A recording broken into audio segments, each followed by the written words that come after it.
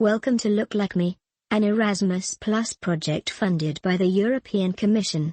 In this chapter we will talk about empathy and connection to others to prevent the potential problems that gender discrimination can cause from an early age.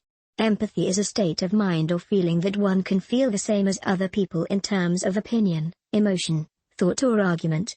This includes affective empathy, which is really the emotions. So in roots of empathy we are talking about being able to understand how other people feel, but also being able to feel with them. And there is a big difference in that feeling with them because that is the key from which actions arise. It can be deduced that understanding the other facilitates the improvement and maintenance of bonds in different social relationships. Adolescents who are able to show empathy for people have a higher level of social and emotional competence that translates into inclusion, regulation of antisocial behavior, greater self-awareness, better communication skills and greater cohesion between cognitive, affective and behavioral aspects. All these factors will be a benefit in deconstructing gender stereotypes. But how can students develop empathy? The aim is to focus on dynamics based on understanding and empathy for others, especially those of a different gender or background, the ability to build positive relationships, and resistance to negative social pressure and confronting stereotypes. Here we will focus on specific exercises for adolescents. 1. Develop safe attachment. When the adolescent's emotional needs are addressed and met, adolescents are more likely to show empathy and help others who are in distress. They can count on an adult supporter when they need emotional and physical support. 2.